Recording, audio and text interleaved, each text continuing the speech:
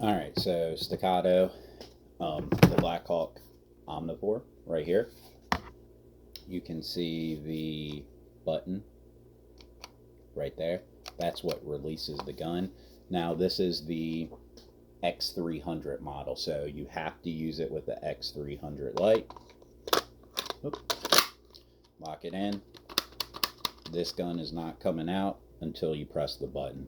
Now when you, see if I can do this, when you grip, come down and get your master grip, your thumb ends up right there like that. So your thumb ends up perfectly on the button to release it. This is the one I use most of the time just because it works better with the 2011, and also this holster is not gun specific. It's what they would call light centric because it locks into the light. They make this Omnivore for the X300A models and the Streamlight TLR1 models. I don't think they make it for the new TLR1 like HX and HP. It's just the normal TLR1.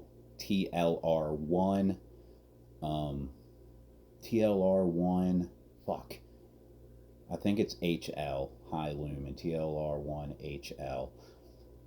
This is obviously the X300. Bart has the Streamlight one, the TLR one, and he also has the non-light bearing one. Like you asked today, Bart's pistol, while he had that thing on his rail of his 34, he has the non-light bearing one, so that means it locks into that little rail slot instead of using a light.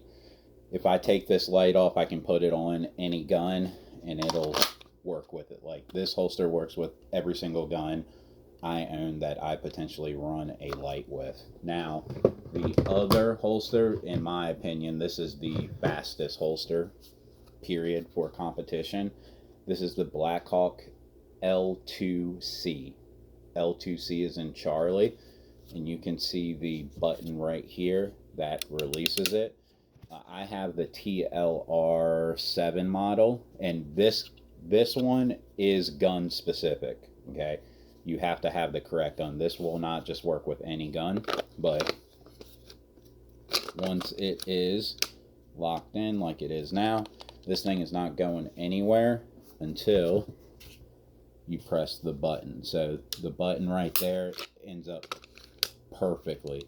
Like, trying to do this where you can see the light. So you can see the buttons right there. So when you get your grip coming down, that's where your thumb ends up at. That releases it. For sure. I mean, they make this, like I said, this is the TLR7 one. If you don't plan on running a light, just get the regular L2C.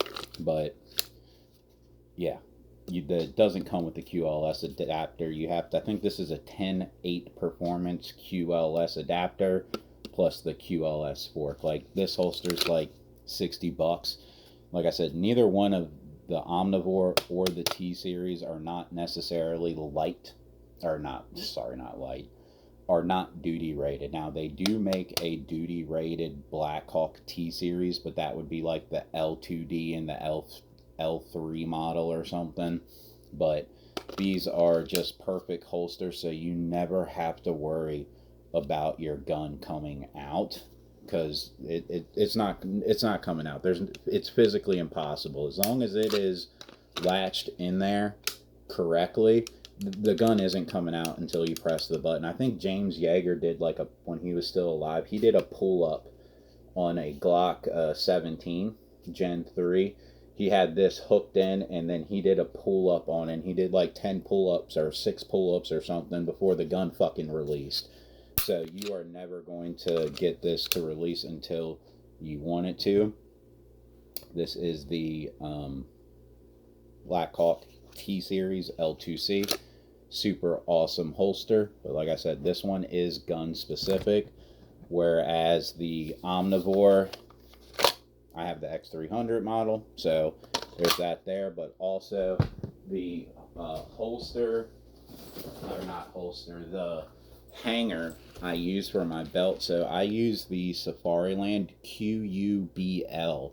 So I can pull this pin and I can adjust the ride height from high, medium, or low. So it doesn't matter which holster I use. I can set the correct height I want between high, medium, or high, mid, and low. This is where I run it at for the most part, but if you want it up high, you can bring it up high. And this is just the core battle belt. So it's got the ratchet system, so you can just ratchet it in, and then S-tack, and then the S-tack dual mag pouch, and this are magnets in the front of these, so I can just stick a mag. But the pistol one, see if we can get it to, the pistol one is actually locked in with Velcro, so pretty cool. You don't need to worry about having like the malice clips or anything like that. I've been using this with this, but I haven't never adjusted this Velcro, and I actually prefer it over using the fucking malice clips in the back. These things, malice clips, are a pain in the ass. The Velcro stays on there perfectly, and obviously I can put it anywhere I want, but the Safariland QUBL allows me to set the perfect height that I want. Well, I have 3 choices. They do make a VUBL. In the VUBL, I believe you can adjust the cant this backwards and forth and raise it up and down. I don't really need that. I do run mine slightly forward, so when my hand comes down on, like most people will do the reverse and have it so where the barrel of the gun is pointed more back like this. I run mine with it more pointed slightly forward. But yeah, in my opinion, those are the 2 best holsters for competition if you're worrying about the gun coming out while you're running. They do make, well, actually I'll go grab it real quick. They do make a hood design holster, like retention style holster. I am not a fan of the hood design ones. It's just because the hood gets in the way. So this is a Shadow 2 retention holster specifically for the Shadow 2, and you can see how it has this hood design that comes up, and this allows it so it doesn't come out. It is just not intuitive at all. Like, you have to move your thumb up and out of the way from your natural grip to, let me see if I can get in the light, to release it and then pull it out.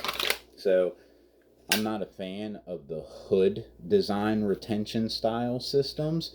I prefer the Blackhawk Omnivore or the Blackhawk T series.